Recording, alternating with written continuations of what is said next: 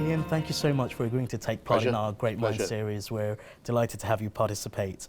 If you can please start off by telling our viewers and students a bit about Sackers, the role of your organisation and the services you offer to your clients, please. Sure. Well, Sackers is completely different to any other law firm. We just advise big pension schemes, and so we compete with the very biggest firms here in the city and the world, but just in a very narrow area. So 500 great big pension schemes for banks, retailers, oil companies, advising them on whatever they want to hear. It sounds to me that it's a very specialised type of company, and you're an expert in the field of pensions. What are some of the key challenges facing the pension sector at the moment, and how does Sackers envisage in terms of responding to some of these challenges? Okay. Well, one big challenge is someone like you living too long. And I hope so. Everybody is living longer, because of health advances and gains. But pension schemes have to pay those pensions for the person's life, and the longer they live, the more expensive it gets. So it might be good in one respect, but financially it's a bit of a difficulty. That's a big challenge. And employers have decided that because those, what we call final salary schemes, are so expensive, they're moving to other types of schemes which are probably less generous to members. So that's a big challenge. So there'll be a golden generation of people who've retired in the last 10, 20 years, but that might not be the case for the future. Okay. The next question is very much focused on sector specific. What are your views on the governance of final salary schemes, which are now, as you said, sort of closed to new members and accruals? How may governance be strengthened to work for all beneficiaries within the schemes? Well, most big final salary schemes, like the ones I mentioned about banks, retail, they're run very well, with professional trustees, professional fund managers. Some of the smaller ones don't have the same level of sophistication, and that's an area for improvement and challenge. But the government is really onto this, and it's a great time to have this conversation, because just a couple of weeks ago, whole new governance standards were applied for money purchase DC schemes, and trustees are having to up their game. So it's a time of real challenge and lots of activity and action in our pensions world. Okay. Do you think pension funds in the UK should be following the example of the Ontario teacher scheme? So, for example, investing more in infrastructure projects? Yeah, I mean, it's often debated. I mean, there's 1,000 trillion of assets out there in occupational schemes. People say, why not invest in infrastructure, help the country? The problem is that with new infrastructure projects, they can be very risky. You want to build a motorway or a dam or something like that. It's subject to it may not happen, it may happen. So typically when pension schemes do invest in infrastructure, they invest in the ones already constructed, so a toll motorway or a wind farm or something like that. So they are getting more and more involved in that, but they don't really want to get involved in the risky side of the start-up position. So what I'm hearing is that it's slightly more risk adverse at the moment. Starting a sort of great big project like that is very risky, so you really want it when it's all done, parcelled up, and then you're going to get sort of a decent flow of income coming for the future. Ian, what are your views on the position that auto-enrolment, for example, is dumbing down private sector pension schemes? Yeah. Well, there are many people in the UK before auto-enrolment didn't have any pension benefit other than the state. So we all think it's good that these millions of people now are auto-enrolled and have minimum contributions. That's what it really means, minimum contributions from the employer. They are low, and people were worried that it might lead to good quality schemes coming down to the lowest level. That hasn't happened in practice, and so lots and lots of people are getting much better pension benefits than before, and it hasn't led to a dilution in quality, so it's not really a concern in practice. Now let's move back to the role of Sackers. Yeah. We teach innovation within many of our master's programs. What role does innovation play within your organisation? Well, being a specialist firm, we're competing with the very biggest firms. So all the time, we have to be thinking about where our trustee clients, they're mainly trustees of pension funds, are going. Is there a new service they need? You mentioned infrastructure. Do we have people who can advise on that here?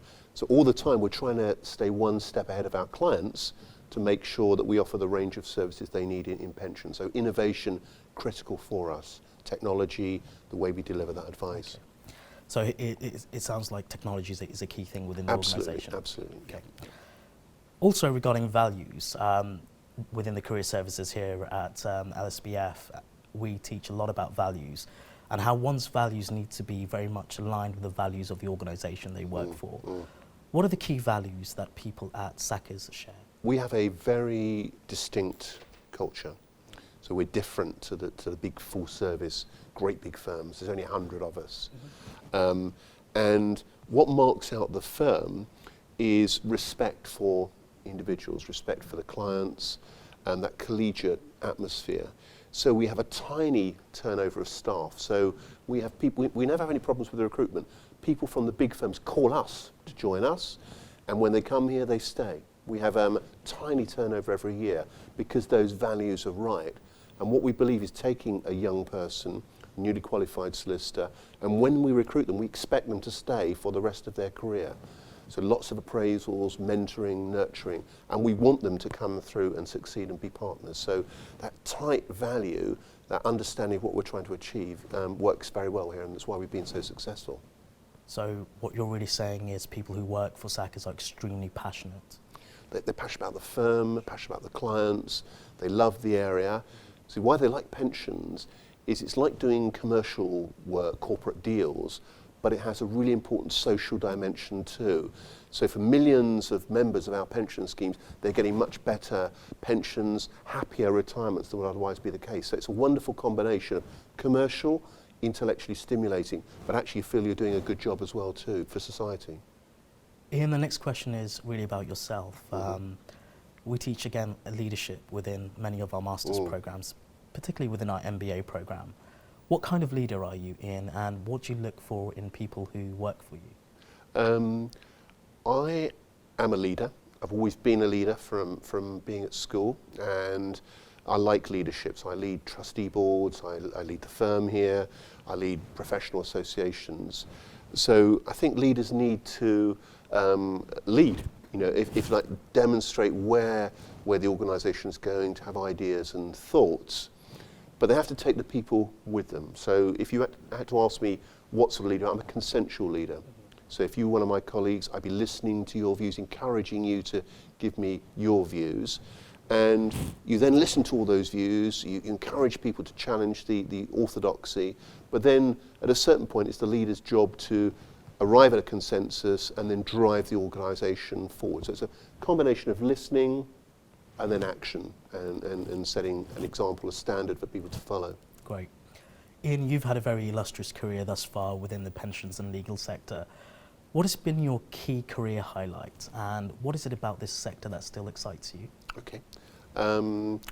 Well, I have had a great career and still going on. Key highlights, becoming a partner, that was fantastic.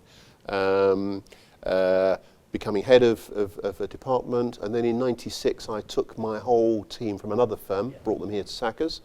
That was important. I've recently become chair of the Association of Professional Pension Trustees. But you asked me what excites me. Well, and you also talk about governance. Well, there's something called independent governance committees, which all big life companies now need to have. I've been appointed to a large life company to chair it because they see myself as a leader. And that's a whole new area. There's no law on this, no structure. All of the people are going to be, if you like, making it up as we go along, developing it as we go along. So that excites me. So I'm still as excited now as when I, was a trainee solicitor, and I love it. This leads me on to the final question. If you can give any advice to any of our students and graduates who would like to enter the legal and the pension sector, what would this be? Well, don't be daunted by the challenges. When I come from a council estate in East London, and I just went with my potential and just went for it. And what your people listening to this film might find is that they might say, how can I ever become a solicitor? How can I ever become a partner, a senior partner in a top city firm? My advice is just go for it. Have confidence in your own ability. Do the research, understand what you're getting into, but don't let people put you off. If you believe you've got that ability, you've got that talent, go for it. Trust your judgment, and the more you put in, the more you'll get out, and you will be a great success. I think that's some sound advice. Ian, on behalf of everyone at the London School of Business and Finance and Global University Systems, thank you so much for your time. Pleasure. Thank you. Thank Pleasure. you.